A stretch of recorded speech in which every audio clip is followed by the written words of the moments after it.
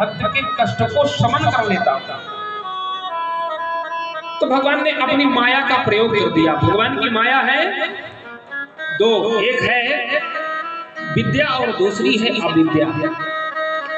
और जब जीव के जीवन में अविद्या का प्रभाव होता है तो वो कभी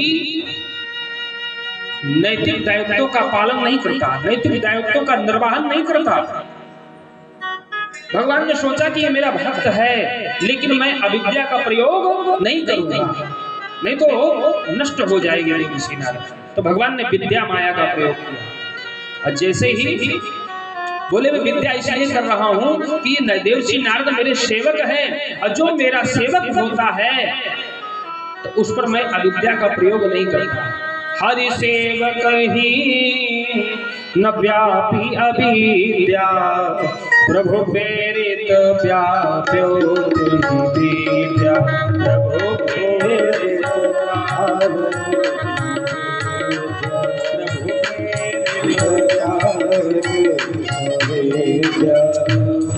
भगवान के सेवक को कभी अविद्या नहीं व्यापी। तो भगवान ने ऐसा विचार किया और माया का विस्तार किया। देवर्षि नारद सिंधि राजा के यहाँ पहुंच जाते हैं। वहां उनकी पुत्री को देखा तो उन्होंने कहा कि कहूँ सुता के दोष गुण मुनिवर हृदय विचार। राजा ने कहा कि मेरी पुत्री के जरा गुण दोष आप बताइए। देवर्षि नारद जैसे पहुंच गए देख करके तो भगवान की माया थी, सम्मोहितम देवी समस्त में तत तम वै प्रसन्ना भुव मुक्ति हेतु, जो सबका पूरे विश्व का सम्मोहन कर लेती है। देवर्षि नारद देख करके मुक्त मंत्र मुग्ध हो गए और सम्मोहित हो गए। देखा क्या, जैसे विचार करने लगे तो उसमें लिखा था कि जो यह बड़े अमर सोई होई, जो अमर होगा वही उसका पति होगा।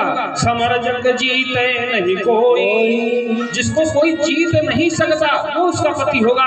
लेकिन देवर्षि नारद उसको उल्टा समझ गए। उन्होंने सोचा जो इसका वर्ण कर लेगा वो अमर हो जाएगा, अब वर्ण करने के बाद उसको कोई जीत नहीं पाएगा। बस यहाँ उल्टा समझना ही देवर्षि नारद का गड़बड़ हो गया। तुरंत वहां विवाह का प्रस्ताव रखा गया कि कन्या अपने मन से जिस पर जयमाल डाल देगी वही उसका पति हो जाएगा। देवर्षि नारद के मन में अकलाहट आई। बोले अब मुझे करना क्या चाहिए? हे विधि मिले कौनो विधि वाला। अपने पिता ब्रह्मा जी के पास गए। उन्होंने कहा मेरे बस की बात नहीं है। भगवान नारायण के पास गए और कहने लगे कि आपन रूप देहु प्रभु मोहि, आपन रूप देहु प्रभु मोहि, आन भांति नहीं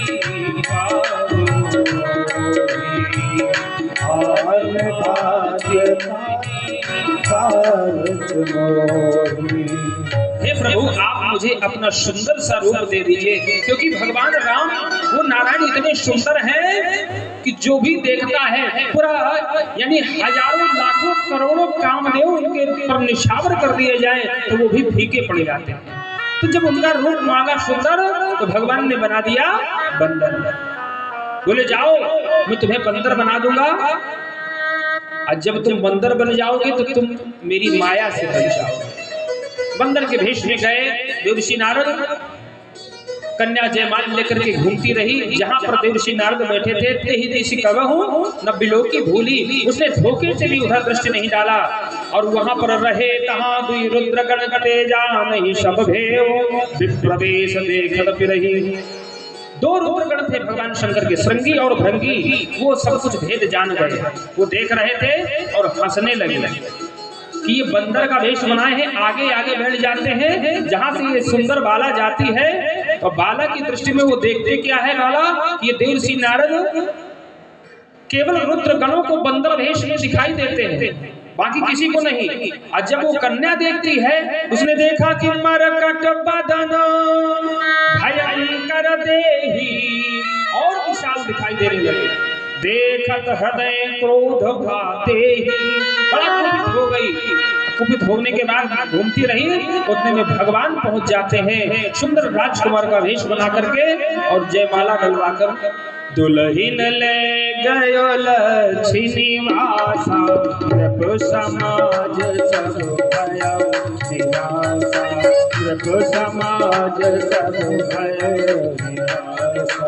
दुल्हिन ले गए लक्ष्मीवासा, रब समाज सब भयो निराशा, रब समाज सब भयो निराशा। जैसे भगवान लेकर के उस बालिका को, माया को अंतर्धान हो जाते हैं, तो रुद्रगणों ने कहा कि जाकर के अपना मुख निज मुख मुकुर बिलोक हो जाई, अस कही दो भागे भय भारी, और मारे भय के भागने लगे। देवर्षि नारद ने जल में अपने मुख को देखा, तो जैसे ही देखा कि बंदर का मुख है, तो देखते ही भयानक क्रोध आ गया, और इतना बड़ा क्रोध आ गया कि फरकत अधर कोप मन माही, सपदि चले कमलापति पाही। तुरंत देखा दृष्टि डाली तो वहां दोनों रुद्रगण खड़े थे। दोनों को कहा, जाओ मैं तुम्हें श्राप देता हूं, तुम राक्षस बन जाओ। जाय निशाचर हो तुम कपटी पापी दो, हम ही हंसे हुसोले भल बहुरी हंसे हो मुंदी दो। तुमने हंसा है, यानी अपने से कभी ज्येष्ठ श्रेष्ठ पर उपहास नहीं करना चाहिए, हंसना नहीं चाहिए। और हंसने का परिणाम दिया कि जाओ तुम दोनों निशाचर बन जाओ। उन्होंने कहा, हमें तो बाबा श्राप दे ही चुके हो, पर जिसने तुम्हें ये भेष बनाया उनका भी ध्यान करोगे। तो तुरंत क्रोध में आ जाते हैं। हमारे क्रोध के देवर्षि नारद के होंठ फड़फड़ाने लगे, हरकत अधर, अधर माने ओष्ठ, फड़फड़ाने लगे, कोप मनमाही, और भगवान की तरफ जाने लगे कि दई हो श्राप की मरी हो जाई, दई हो श्राप की मरी हो जाई, दई हो श्राप की मरी हो जाई, दई हो श्राप की मरी हो जाई। जगत मोर उपहार जगत राम उपहार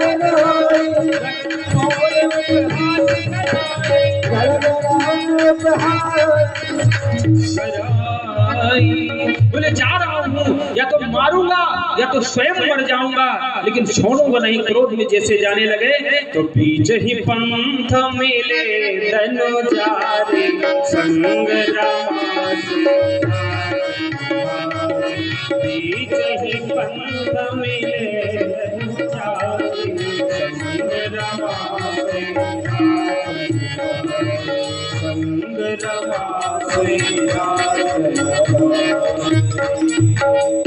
भगवान बीच में ही प्रकट हो जाते हैं। क्यों? देखिए, और जैसे देवर्षि नारद ने देखा, तुरंत क्रोध में आकर के श्राप दे दिया।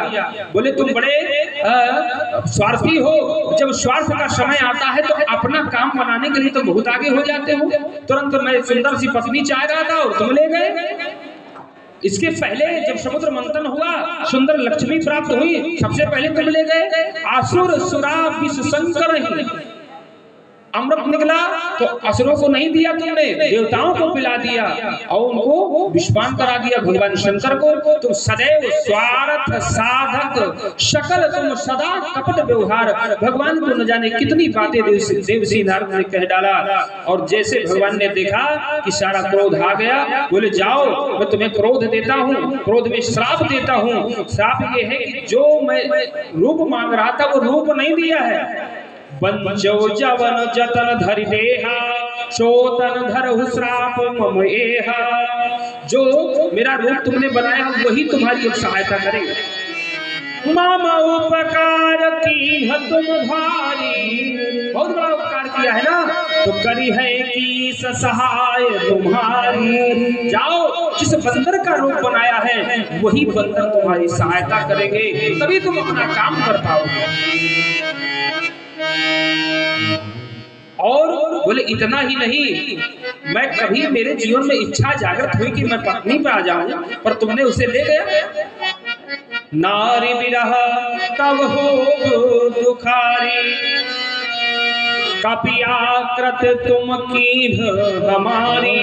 अगर बंदर का मुख बनाया है और जिस नारी के लिए मैं तड़पा हूं, तो तुम भी नारी के लिए तड़पोगी। ये श्राप किसका था? देवर्षि नारद का।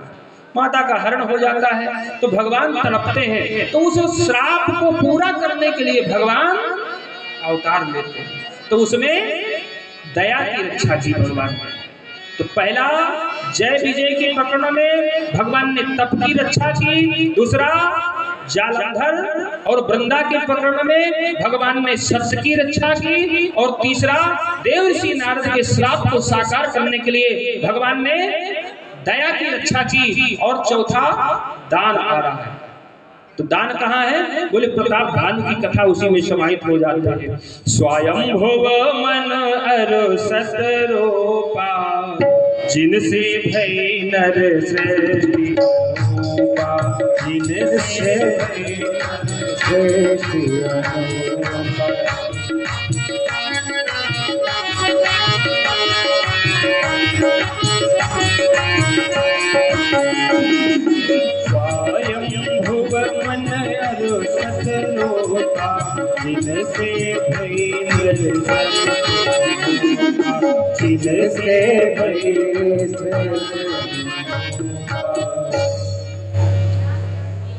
देखिए हम सब किनकी संतान है? किनकी संतान है? मनु जी, मनु और शत्रुपा, जिनसे ये सृष्टि हुई है, आगे बढ़ी, विस्तार हुआ है। भागवत जी में इसका बहुत अच्छा वर्णन है, हमारे अवस्थी जी महाराज सुनाया करते हैं। तो भगवान ने जब अवतरण की विशेषता बताई तो बताए मनु और शत्रुपा का भी आ गया। इन्होंने तपस्या किया था, कश्यप आदित्य ने भी तपस्या किया था, और मनु शत्रुपा ने इतने बड़ी तपस्या किया कि तपस्या करते करते इनको 23,000 वर्ष बीत गए, और 23,000 वर्ष तपस्या करते रहे। उस बीच में 6,000 वर्ष, हर 1,000 में भगवान ब्रह्मा पहुंच जाते थे। 6 बार ब्रह्मा जी गए, और 7 बार शंकर जी गए, और 10 बार भगवान विष्णु गए। बोले वर मांग लो। मन शत्रुपा ने कहा कि हम तुमसे वर नहीं प्राप्त चाहते। क्यों? क्योंकि मुझे वो परमात्मा देखना है जहां से तुम्हारे जैसे हजारों ब्रह्मा, हजारों विष्णु और हजारों शंकर निकलते हैं, यानी भगवान 3 in 1। और एक शब्द है विशेष जिसको कहा गया है गॉड माने भगवान। तो अंग्रेजी वर्ड क्या है? हमें तो थोड़ा कम आती है। पहला है जी, दूसरा है ओ और डी। तो जी से हो गया जनरेटर, और ओ से हो गया ऑपरेटर। अब बचा शब्द डी, डी से डिस्ट्रॉयर। तो जनरेटर कौन है? जनरेटर है भगवान विष्णु, और ऑपरेटर है भगवान ब्रह्मा, और डिस्ट्रॉयर क्या है? भगवान शंकर बाबा संहार करते हैं। तो तीनों इस गॉड में समाहित हैं। तो राम जी क्या है? ब्रह्मा विष्णु और महेश, तीनों के अधिष्ठाता। तो 3 in 1। तो तीन का समूह केवल एक भगवान राम है। तो मनु जी ने कहा जहां से तुम्हारे जैसे हजारों ब्रह्मा निकलते हैं, हजारों शंकर निकलते हैं, और हजारों विष्णु निकलते हैं। शंभो विरंचि विष्णु भगवान, उपजहि जासु अंश देवा, उपजहि अंश देवा। शंभो विरंचि विष्णु भगवान, उपजहि जासु अंश देवा, उपजहि जासु अंश देवा। जहाँ से हजारों ब्रह्मा सागर विष्णु निकलते हैं, उस परमात्मा को हम चाहते हैं। बोले वो ब्रह्म है, निराकार है, वो नहीं आएगा। बोले हम उसके नाम पर अपने प्राणांत कर देंगे तो उस परमात्मा को भी हत्या लगेगा। अस्थि मात्र हुई रहे शरीरा, केवल हड्डियां शरीर में बची, पूरा शरीर सूख गया था। ठाढ़े रहे एक पद दो, दोनों एक पैर से खड़े हुए थे। अंत में उस परमात्मा को, जगत के नियंता को, जगत के पालनहार को इस वसुंधरा में भक्त की करुण पुकार सुन करके आने के लिए बाध्य होना पड़ा। परमात्मा तुरंत आ जाते हैं। नील सरोरुह नील मणि, नील नीरधर श्याम, लाजहि तनु शोभा निरखी,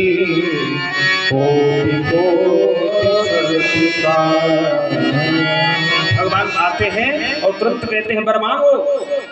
तो जैसे ही वाणी उनके श्रवण रंध्रों से हृदय में जाती है तो हृष्ट पुष्ट हुई रहे शरीरा, जैसे ही सुना कि वर मांगो, उनका लगा कि ये वही परमात्मा है कि नहीं, तो शरीर उनका हष्ट-पुष्ट हो गया।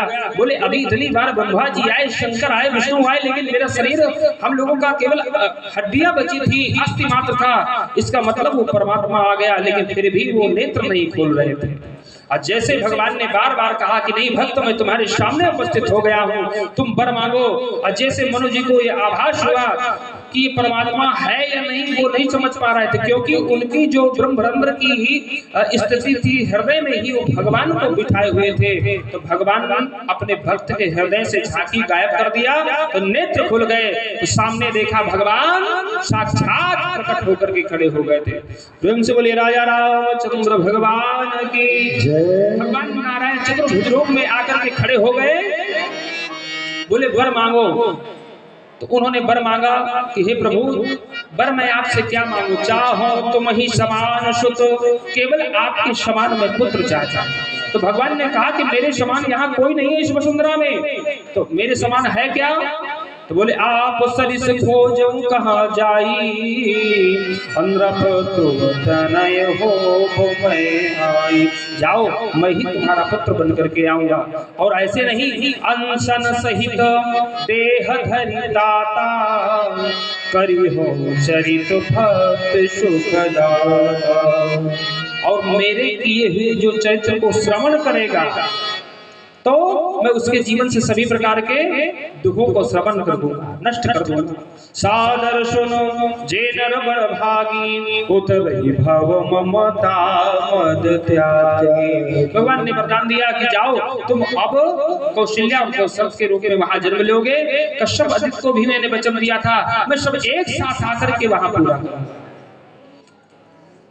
समय आ गया, अयोध्या में महाराज राज शूर वंश चलने लगा। पहले ब्रह्मा, ब्रह्मा से मारीच, मारीच के बाद कश्यप, कश्यप के बाद विवस्वान, विवस्वान के बाद वैवस्वत मनु, इक्ष्वाक, कुक्ष, विकक्ष, बाण, अनरण्य, प्रथु, त्रिशंक, धुंधवार, योनाश, मानधाता, सुसंधि, ध्रुव संधि, भरत, असित, सगर, असमंजस, अंशुमान, दिलीप, भागीरथ, काकुत्स, रघु, प्रबद्ध, शंकर, सुदर्शन, अग्निवर्ण, शीघ्रण, मरु, प्रसुक, अम्बरीश, नहुषि, ययाति, नाभाग, आज और दशरथ, फिर राम लक्ष्मण।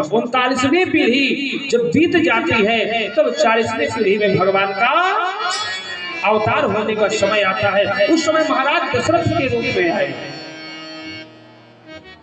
और जब दशरथ के यहाँ आए, समय बीतने लगा, चौथा पन आ गया, कोई संतान नहीं हुई, तो बड़ी ग्लानि हो गई महाराज दशरथ को। एक बार भूपति मन माही, है गलानी मोरे। एक बार भूपति मन माही, है गलानी मोरे सुखराम। गलानी मोरे सुखराम, है गलानी मोरे सुखराम। गुरु रह तुरत गयो महिपाला, गुरु रह तुरत गयो महिपाला, शरण लागी कर विनय विसारा, शरण लागी कर विनय विसारा। निज दुख सुख सब गुरु ही सुनायो, निज दुख सुख सब गुरु ही सुनायो। वही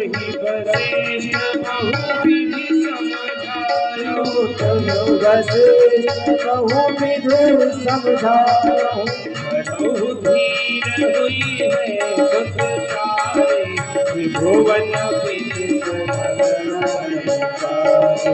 बड़ो धीर हुई है सुखचारी, त्रिभुवन विदित। महाराज दशरथ को ग्लानि हो जाती है, और ग्लानि कैसे भई? तो आचार्य गोस्वामी कहते हैं कि एक बार भूपति मन माही, भय ग्लानि मोरे सुख नाहि। तो भगवान क्या महाराज दशरथ को ग्लानि हुई? तो कहते हैं नहीं, ग्लानि किसको हुई? धर्म को ग्लानि हुई, क्योंकि गीता में कहा है भगवान ने, यदा यदा ही धर्मस्य ग्लानिर्भवति भारत। जब जब वसुंधरा में धर्म की ग्लानि होती है, तो परमात्मा कहता है कि मैं किसी न किसी रूप में अवतार लेता हूँ।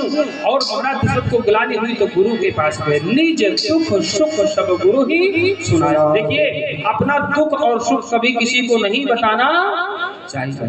बताना चाहिए किसको? जो अपने से श्रेष्ठ हो, जो आपका बहुत निकट संबंधी हो, जो गुरु तुल्य हो, जो पूज्य के तुल्य हो, जो आपका समाधान कर सके।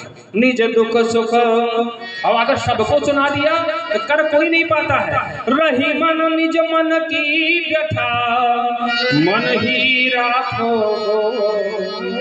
सुन इठले हैं लोग सब,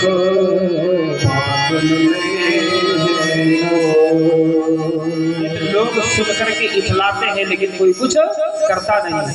तो गुरु बाबा ने आशीर्वाद दे दिया कि धरहुदीर हुई है सो तो चारी। कितने कितनी उंगलियां हैं? 5 उंगली। सब पढ़े लिखे लोग आ बैठे। ये अंगूठा 4। हम पूछ रहे उंगली कितनी है? तो उंगली तो 4 ही है ना। ये अंगूठा, ये उंगली नहीं है ना। ज्यादा पढ़े लिखे लोग बैठे। उन्होंने कहा जाओ 4 पुत्र होंगे तुम्हारे, त्रिभुवन विदित भगत भयहारी, जो त्रिलोकी में विदित हो जाएगा, यश के भाजन बनेंगे। श्रृंगी ऋषि वशिष्ठ बुलावा, पुत्र काम शुभ यज्ञ करा। वशिष्ठ जी ने श्रृंगी ऋषि को बुलाया और श्रृंगी ऋषि ही पुत्रेष्ठ यज्ञ को सफल करवा पाते थे और कोई नहीं कर पाता था। और अग्निदेव प्रकट हो जाते हैं फिर हाथ में लिए हुए एक पात्र में, और वो महाराज श्रृंगी जी को दिया। श्रृंगी जी ने आचार्य वशिष्ठ को दिया, वशिष्ठ जी ने महाराज दशरथ को दिया। बोले जाओ इसको जाकर के आपस में सभी रानियों में बांट दो। अर्ध भाग कौशल्य दीना, उभय भाग आधे कर कीना। कौशल्या के हाथ धरे, तीन सुमित्र ही मन प्रसन्न करे। इधर खूब अत्याचार हो रहा था, अत्याचार का बढ़ावा होने लगा तो सब लोग भगवान से प्रार्थना करते रहे। वहां भी भगवान ने कहा था मैं आऊंगा, लेकिन समय व्यतीत हो गया, 9 महीना व्यतीत हो गए, 10 व्यतीत हो गए, 11 हो गए, 12, लेकिन भगवान का जन्म नहीं हो रहा। सब हैरान, क्यों? परमात्मा तो सब कुछ कह रहा था कि मैं आऊंगा, इतने वरदान भी दिया, फिर भी भगवान नहीं आ रहा। और जब 12वां महीना पूरा हो गया तब गोस्वामी जी कहते हैं कि जब वो समय आने लगा, जोग लगन ग्रह बार तिथि सकल भय अनुकूल, सब भगवान के अनुकूल होने लगे। इसके पहले जितने भी देवता थे सब भगवान की सहायता के लिए नाना प्रकार के रूपों में बंदर भालू बनकर के सब अवतरित हो जाते हैं इस धराधाम में। और सब अवतरित होने के बाद अब भगवान की जब बारी आती है तो 9वीं तिथि चैत्र का महीना आ गया, मधुमास पुनीता तिथि 9वीं आ गई। और भौमवार यानी मंगलवार का दिन, मंगलवार के दिन दोपहर में बिल्कुल मध्य समय ठीक 12 बजे भगवान सोचते हैं कि अब मुझे इस वसुंधरा पर जाना चाहिए। और उधर सब लोग आस लगाए बैठे होते हैं। भक्त सोच रहे हैं जाने का समय हो रहा है, 9 बज रहे हैं, लेकिन राम जी अभी जन्म नहीं ले रहे हैं। भय प्रगट कृपाला दीन दयाला कौशल्या हितकारी, कृपाला दीन दयाला कौशल्या हितकारी, हर्षित महतारी गुण मनहारी, रूप विचारी। गोचर अभिरामा संग श्यामा, आयु भुज चारी, भूषण मनमाला नयन विशाला, शोभा संतराय। कहे कोई कही जोड़ी अस्तुति मोरी, केवल करो चलता, माया गुण ज्ञाना हित अमाना, वेद पुराण बना। करुणा दुख सागर सबहुते आदर, चिंतावरी स्तुति संता। ओ मम हित लागी धन अनुरागी, भयो प्रगट से ब्रह्मांड निकाया निर्मित माया। रोम प्रतिवेद कही हम उर सोबासी, यह उपहास सुनत धीर मति धीर बनाए। उठता जब जाना प्रभु मुस्कारा, चरित बहुत विध की कहे, कहे कथा सुनाए हाथ जुगाए, सुख करम सुजाना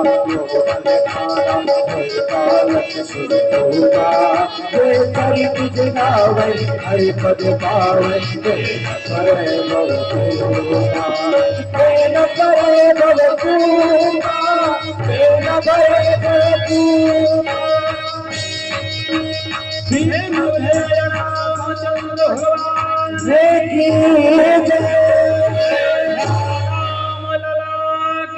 जय भगवान चतुर्भुज रूप में आए। माता ने कहा ना मैं इस भेष में नहीं आपको चाहती। बोले क्या? बोले आज तक मैं कभी बालक बना ही नहीं, सारा संसार मेरे बालक है। बोले आपको पहले छोटा बनना पड़ेगा। तो भगवान शिशु रूप में आ गए। बोले इतने पर भी नहीं बनेगा। बोले क्या? तो कहे आपको रोना पड़ेगा। सुनी वचन सुजाना रोदन ठाना। अब भगवान से गड़बड़ी हो गई। बोले माता ने ये तो कह दिया कि रो, पर ये नहीं कहा कितनी देर बाद चुप हो जाना। तो रोना शुरू कर दिया। तो इतनी तेजी से रोने लगे कि वो पूरी गोद अवध के महलों पर जाने लगी। और जैसे ही महलों पर पहुंची तो सब समाचार लेकर के जैसे सखियां पहुंचने लगती है। तो हमारे यहाँ पहले चलती थी सोहर, चलती थी। आप लोग जानती हैं सोहर? थोड़ा सा सोहर भी पहले गा लिया जाए, फिर इसके बाद आगे चलते हैं। दशरथ पुत्र जन्म सुने काना, जन्म सुने काना हो ललना पाना ब्रह्मानंद समाना। जन्म सुने ललना पाना हो ब्रह्मानंद समाना। पुत्र जन्म सुने काना, जन्म सुने ललना आनंद जन्म सुने ललना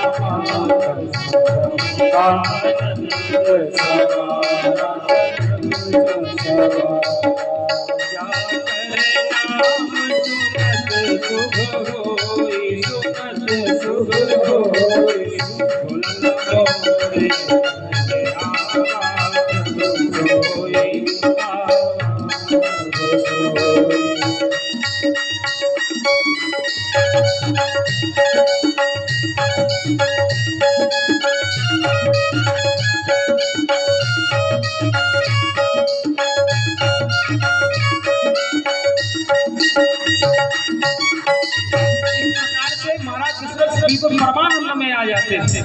तो बोले ऐसे नहीं काम चलेगा। जैसे उन्हें जानकारी मिलती है महाराज परमानंद पूरी मन राजा, परमानंद में उनको अपनी देह और देह की शुद्धि बिसर गई।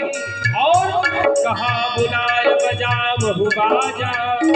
सबने कहा कि चलो, अरे जब सुनने का शुभ समाचार मिला है बाजा बजाओ। सभी वाले भाषित होकर के सब खड़े हो जाते हैं। कैसे खड़े होते हैं? और जाने के बाद सब बधाई देने लगते हैं। जुग जिया सुनल था कनवा के भाग जाग लो। ललना लाल हुई है दिलवा के दीपक मनवा में आस लागल हो। ललना लाल हुई है दिलवा के दीपक मनवा में आस लागल हो। जुग जिया सुनल भवनवा के जाग जाग लो। ललना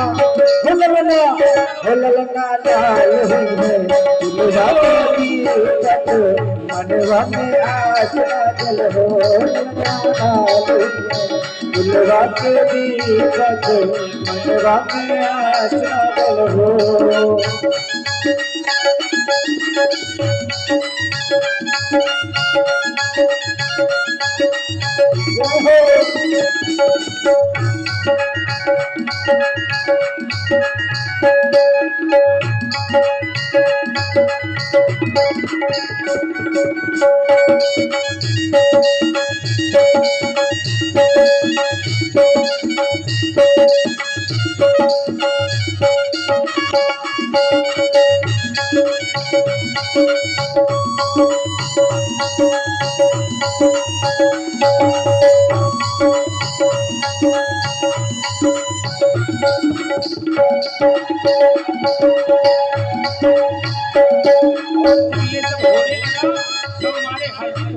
बधाई देने लगे। बधाई कैसे देते हैं? जन्म लियो है रघुरैया अवधे अजबाजे रघुरैया अवधे अजबाजे बधैया बाजे बधैया बाजे बधैया बाजे बधैया बाजे बाजे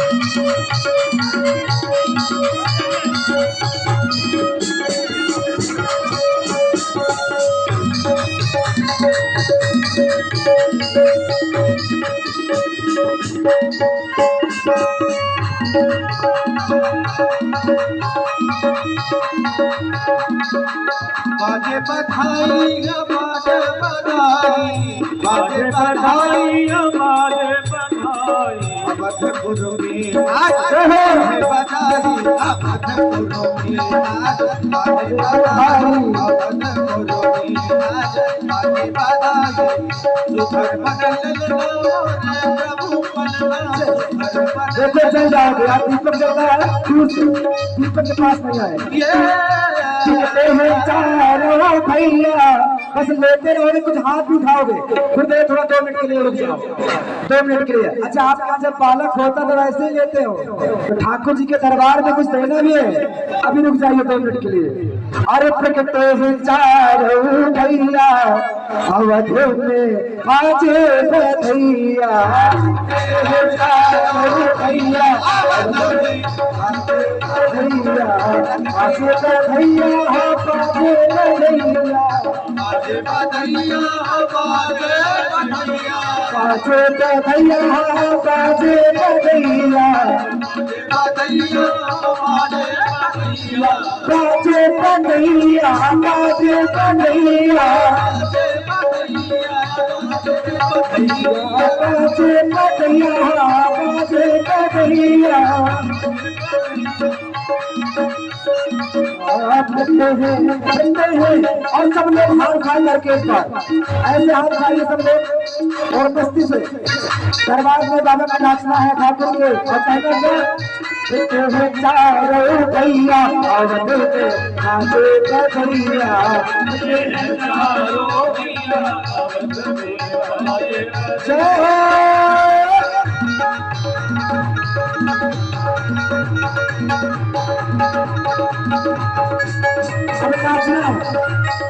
राम जी के चरित्र के प्रेम में नाचेगा। अजय राम जी से नहीं नाचेगा।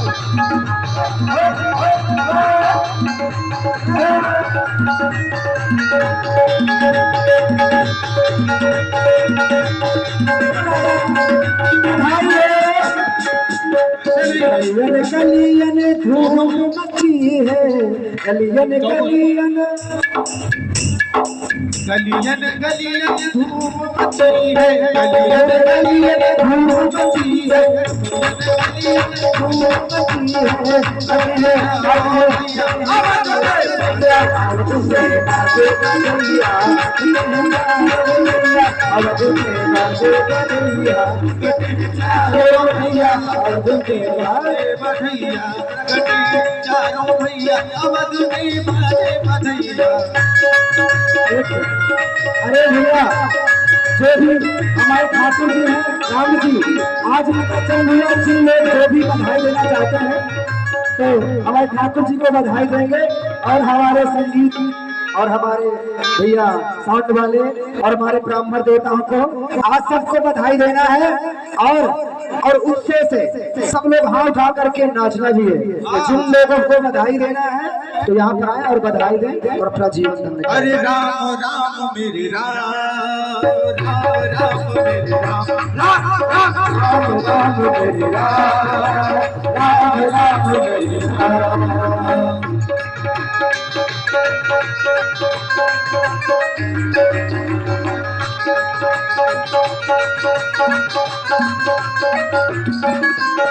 अलनाला लूंगी तुलो अलनाला लूंगी, अरे रुको एक मिनट, अरे अलनाला लूंगी भैया अलनाला लूंगी, राम जन्म सुनी आई, अरे राम जन्म सुनी आई, कौशल्या मैया दे दो बधाई, राम जन्म सुनी आई, कौशल्या मैया दे दो बधाई।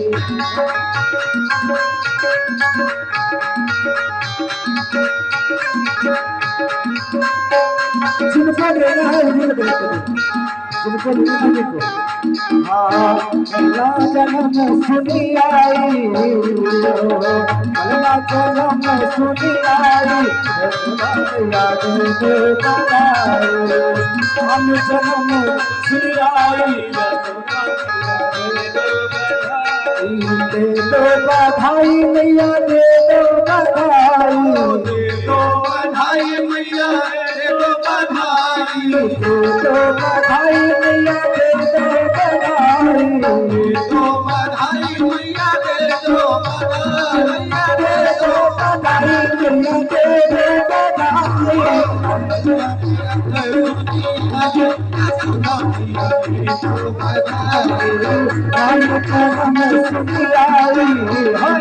ऐसे आप ऐसे हम सोच करते जैसे हमारे गुरुदेव कर रहे हैं।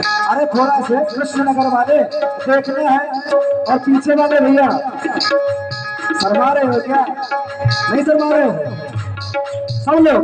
तो नैना मेरे राम के, और पीछे वाले हाथ उठा करके बधाई देते रहो सभी लोग, बधाई से संगीत वाले भैया को बधाई दे, कोई नहीं दे रहा। तो बधाई भी दे, और करना क्या, मुकुट श्री मोर का मेरे श्री राम का, मुकुट श्री मोर का मेरे बिछोर का, नैना नैना नैना नैना नैना नैना नैना तेरे राम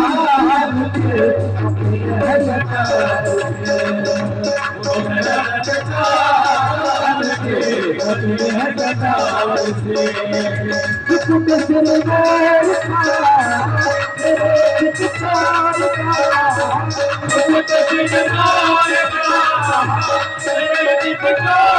का, मुकुट श्री मोर का मेरे बिछोर का, मुकुट श्री मोर का मेरे बिछोर का। और हाथ उठा करके एक हाथ यहाँ रखो और एक हाथ कमर में रखो। नैना घनश्याम राम के अकेले कतार में, नैना घनश्याम के अकेले कतार में। कृष्ण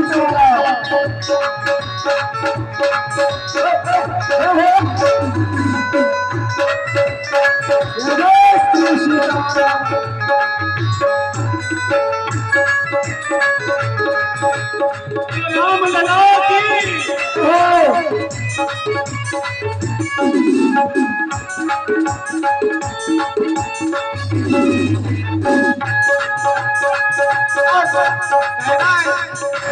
हर घर में अब एक ही गाना गूंजेगा। अब भारत का भारत का भारत का भारत का भारत का